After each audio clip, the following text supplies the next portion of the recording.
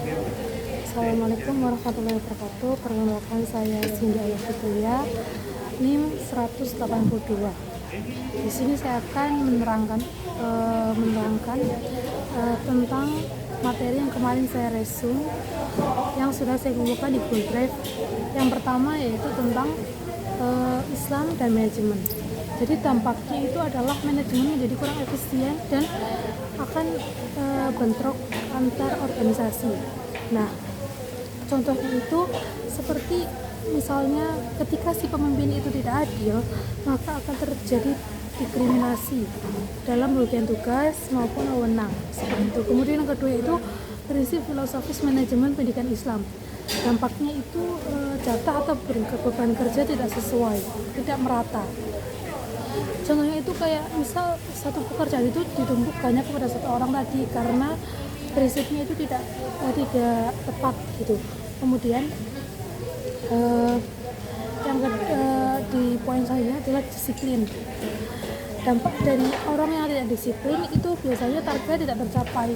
Jadi contohnya kayak misal ketika karyawan tidak disiplin seperti terlambat, maka produktivitas dari si perusahaan itu akan menurun. Kemudian kesatuan perintah dan arah. Jadi dampaknya ketika hal tersebut tidak terjadi, maka instruksi yang berbeda. Jadi kan tidak saling satu sama lain tidak sama, jadi akan bentrok gitu. Kemudian kepentingan bersama dari individu. Ketika tidak ada kepentingan bersama ini, maka dampaknya si organisasi atau lembaga ini tidak akan harmonis. Contohnya seperti ketika pegawai fokus pada keuntungannya dirinya sendiri tanpa memperdulikan orang lain, maka kerja tim akan terganggu dan tidak akan fokus. Kemudian yang selanjutnya itu tentang rantai berjenjang dan rantai kendali. Dampaknya apa? Dampaknya itu sulit mengontrol dan mengkoordinasi. Contohnya bla bla bla bla bla bla. Kemudian poin yang ketiga yaitu tentang manajemen sebagai ilmu filosofis dan sistematik. Dampaknya apa? Dampaknya itu dari golongan atau organisasi itu tidak memiliki faktor eksternal. Jadi contohnya seperti ini. Jika dalam lembaga atau perusahaan itu tidak mengikuti teknologi, maka akan tertinggal dari yang lain. Dari segi apapun akan tertinggal karena bisa dibilang karena kayak kudet seperti itu. Kemudian poin yang D tentang perubahan dan filsafat manajemen. Tentang filsafat manajemen. Yang pertama yaitu tentang tantangan masa depan. Nah, dampaknya apa? Dampaknya itu tidak akan siap dalam perubahan ketika si lembaga itu tidak mempersiapkan tentang tantangan masa depannya nanti. Contohnya ketika univ tersebut tidak menyelesaikan kurikulum dengan industri, dengan praktek, maka lulusan sulit mendapatkan pekerjaan seperti itu. Kemudian poin yang kedua itu teknologi. Ketika jadi dampaknya itu maka akan kalah persaingan. Contohnya kalau misalnya univ tersebut tidak menggunakan teknologi, maka akan tertinggal. Contohnya lagi ketika dalam kasir tidak menggunakan mesin kasir, maka bisa keteteran itu si kasir. Kemudian situasi ekonomi. Dampaknya apa? Dampaknya itu ekonomi dalam organisasi tersebut tidak stabil karena kurangnya prihatin dalam ekonomi. Kemudian poin yang E tentang pola nilai dalam manajemen. Di dalam poin E terdapat poin lagi yaitu perencanaan. Jadi dampaknya dari perencanaan adalah tujuannya tidak jelas. Kalau tidak ada perencanaan maka nggak tahu ini jalannya harus kemana seperti itu. Contohnya jika sekolah tidak merencanakan jadwal dengan baik, maka akan berantakan juga sekolah tersebut apapun itu jadwalnya. Kemudian yang poin selanjutnya adalah pengorganisasian. Dampak dari pengorganisasian itu struktur kerja akan berantakan. Jadi kalau nggak ada pengorganisasian maka staf akan seenaknya sendiri. Contohnya ketika rumah sakit tidak memiliki pembagian tugas, maka pasien akan terlantar dan pegawai pun akan seenaknya sendiri. Kemudian kepemimpinan. Jika tidak ada pemimpin maka tidak ada juga yang mengarahkan, itu dampaknya. Nah, contohnya manajer tidak memberi arahan yang jelas, kan tidak memiliki sifat kepemimpinan, maka perusahaan itu bingung ingin melakukan apa selanjutnya seperti itu.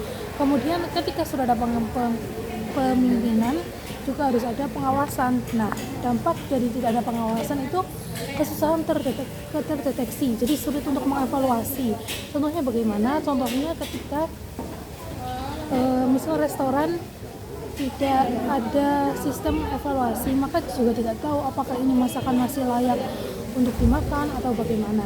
Kemudian manajemen Jepang, dampaknya organisasi sulit berkembang. Contohnya jika lembaga tidak menerapkan evaluasi, maka ketika lembaga tidak menerapkan evaluasi dengan rutin, maka hal-hal yang kurang tidak akan diketahui. Ini berkaitan dengan materi sebelumnya. Bab selanjutnya mengenai materi tentang aliran filsafat dan manajemen. Yang pertama itu idealisme. Ada dampak dan contoh. Dampaknya itu kehilangan standar etika.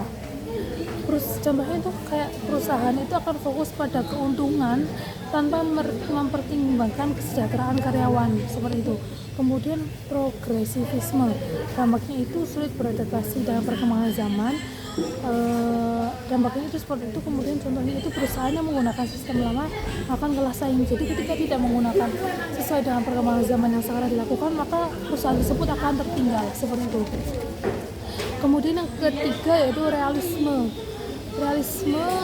Ketika tidak realisme, maka pengambilan keputusan tidak akan sesuai dengan data.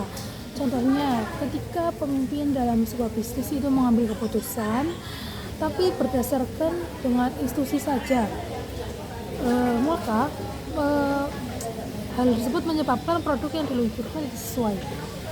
Seperti itu. Kemudian paralelisme, dampaknya yaitu kehilangan identitas. Jadi contohnya sekolah yang mengubah sistem pendidikan tanpa mempertahankan prinsip, maka lulusnya tidak akan stabil, jadi kayak seenaknya sendiri gitu loh. Kemudian pragmatisme, ketika tidak pragmatisme, maka dampaknya kebijakan sulit diterapkan dalam dunia nyata, seperti itu. Contohnya seperti kebijakan pemerintah dalam pendidikan yang tidak sesuai dengan kebutuhan dunia kerja, sehingga lulusan sulit mendapatkan kerja. Kemudian yang terakhir adalah konstruktivisme. Dampaknya ketika tidak hal tersebut dilakukan, maka tidak memperhatikan pengalaman individu dalam proses pembelajaran. Jadi hanya belajar, tidak mementingkan pengalaman dan sulit untuk kedepannya bagi mereka. Kemudian contohnya perusahaan tidak memberikan kesempatan karyawan untuk belajar dari pengalaman, jadi kayak ya udah dilanjutkan aja gitu, apapun salah benernya kayak ya udah biarin, sehingga sulit berkembang si pekerja tersebut. Sekian rangkuman dampak dan contoh dari materi yang telah saya resume. Wassalamualaikum warahmatullahi wabarakatuh.